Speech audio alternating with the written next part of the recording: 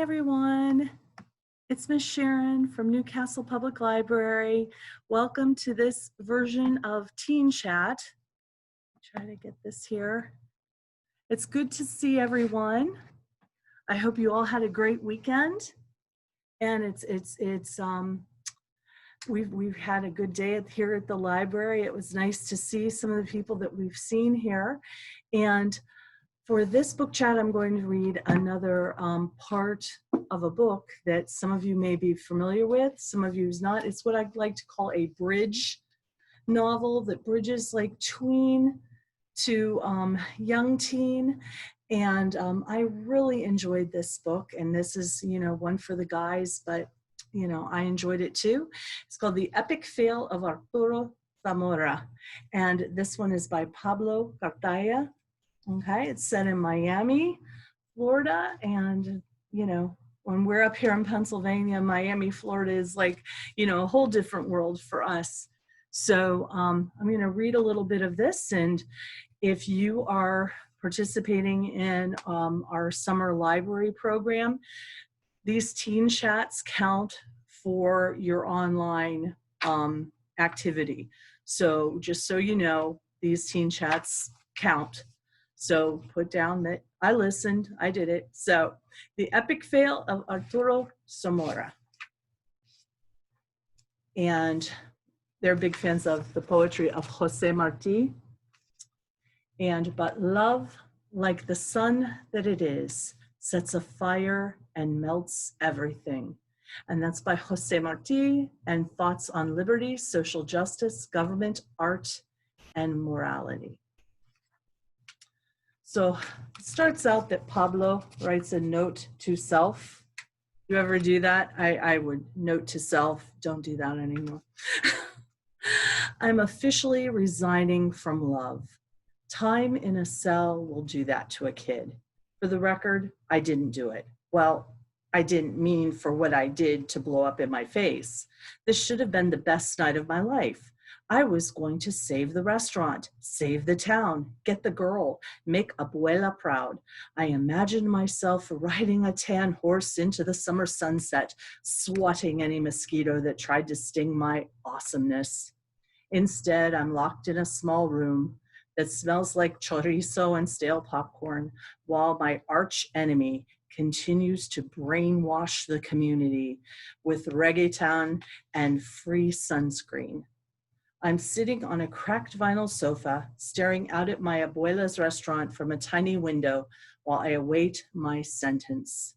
The only thing I've learned from this crazy course of events is that no matter how much we try to believe David beat Goliath, the reality is that the big guy always wins.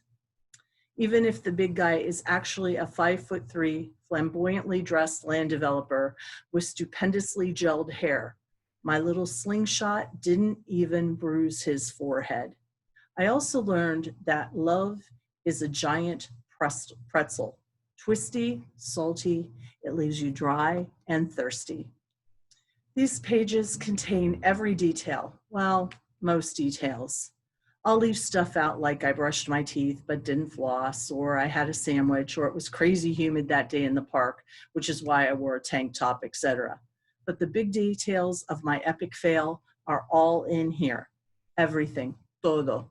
So let me start the puro desastre, like total meltdown. From the beginning, 3 Sundays ago, at our weekly family dinner at Abuela's restaurant, La Cocina de la Isla. So, to go on, chapter 1, I'm just going to read you the first couple pages, but the first chapter is called When Guts Fly. For my entire life, La Cocina de la Isla has closed on Sundays. Year after year, customers have begged Abuela to open the restaurant, but she never has. She claims Sundays for the Zamoras. And that was that. No more discussion.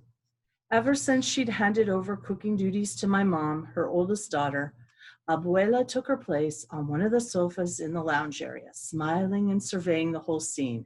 The chaos of so many people moving about and talking over each other didn't seem to bother her at all. She looked happiest when the entire Zamora clan crammed itself into La Cocina. My cousins Yolanda and Mari traded high school chismes on the outdoor patio. Martin and Brian sat at the bar area next to the kitchen to watch TV, flipping from MMA to basketball to hockey to baseball without settling on anything for more than 3 minutes. Benny and Brad, my younger cousins, zipped around tables, pretending to be superheroes until they were scolded by my uncle for knocking over a chair.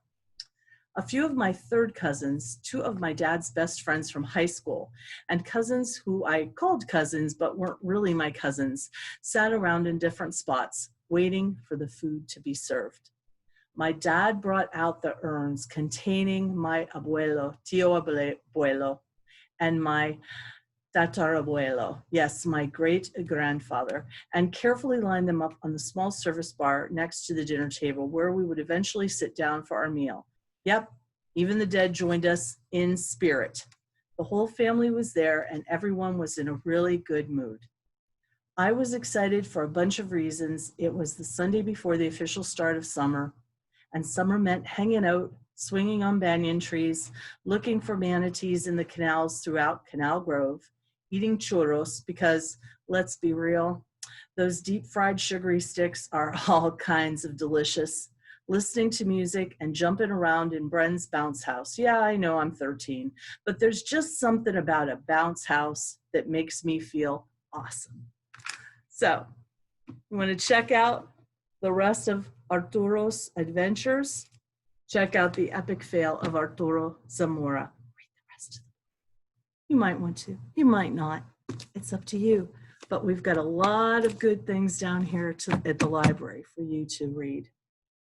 So, shout out to Anastasia and Dora, and Grace and Mia, and Amira and Khalil, and Alyssa just checked in and got some prizes.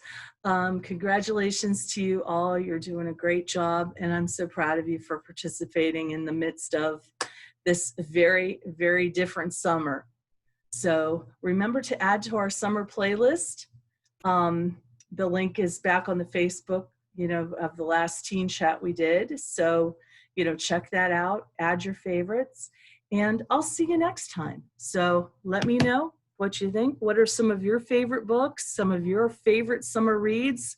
Put them underneath here and check us out. Have a great day. Bye-bye.